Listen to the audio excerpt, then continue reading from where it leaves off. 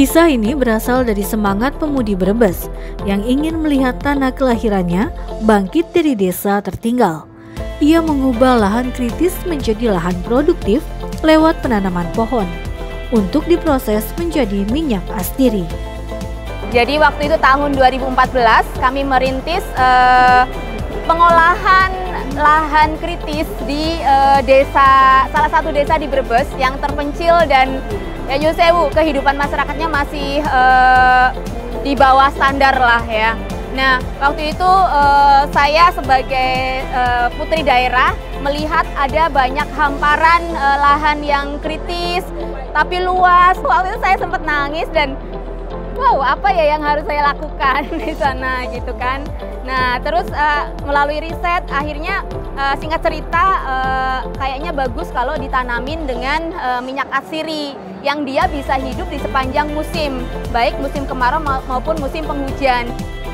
Lewat riset yang dilakukannya, Elis berhasil mengembangkan minyak astiri dan membuka lapangan kerja untuk warga di desanya. Dan alhamdulillah berhasil, dan masyarakat di sana itu katakanlah sangat senang. Bisa dikatakan ketika musim kemarau itu mereka tidak lagi harus pergi keluar kota untuk merantau gitu ya. Karena di sini udah cukuplah ada penghasilan yang bisa diandalkan karena tadinya itu menganggur ketika musim kemarau. Kemudian sekarang sudah bahkan di musim kemarau lebih produktif. Perjuangan Elis tidak hanya untuk penanaman saja, tapi ia berupaya untuk menjualnya ke pasar luas bersama Pertamina.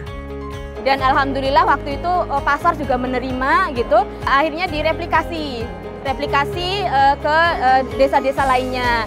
Sekarang ini sudah sekitar 200 lokasi titik penyulingan minyak asiri bersama para petani dan penyuling kecil. Kapasitas kami juga meningkat. Jadi baiknya Pertamina itu dia tidak hanya ngasih duit, tapi juga ngasih pelatihan-pelatihan. Itu yang intangible asset ya sebenarnya. Terus ngasih akses buyer-buyer, business matching. Elis ingat betul bagaimana ia berjuang bersama Pertamina dalam mengembangkan desanya. Jadi kan biasanya orang orang datang itu ketika sudah sukses gitu ya. Nggak mau menemani ketika sedang berjuangnya. Nah di Pertamina itu beda, jadi dikasih pada waktu kita merintis, terus didampingi ketika kita berproses.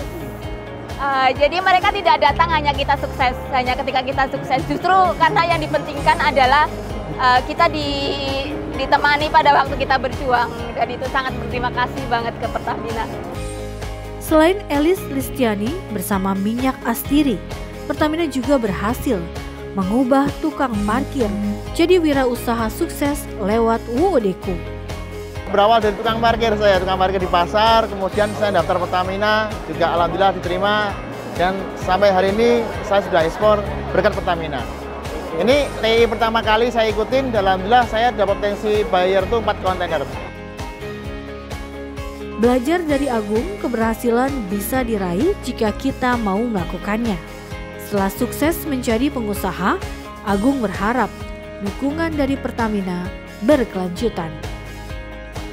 Untuk Pertamina sih harapan kami yang jelas konsisten untuk membina UKM-UKM untuk produk unggulan setiap daerah, kemudian fokus untuk mengembangkan UKM untuk naik kelas. Jadi mungkin sementara ini yang belum bisa pameran bisa lebih banyak dikasih kesempatan, kemudian yang sudah pameran dikasih kesempatan untuk pameran luar negeri juga, seperti itu. Dan saya sangat bersyukur ya dengan bergabung dengan Pertamina memang bisa merubah semuanya, baik itu merubah dari sisi produksi kami lebih baik, merubah sisi pasar kami lebih baik, dan semuanya lebih baik lah dengan ikut Pertamina, dengan mitra binaan ini. Dan saya sangat bersyukur, terima kasih Pertamina.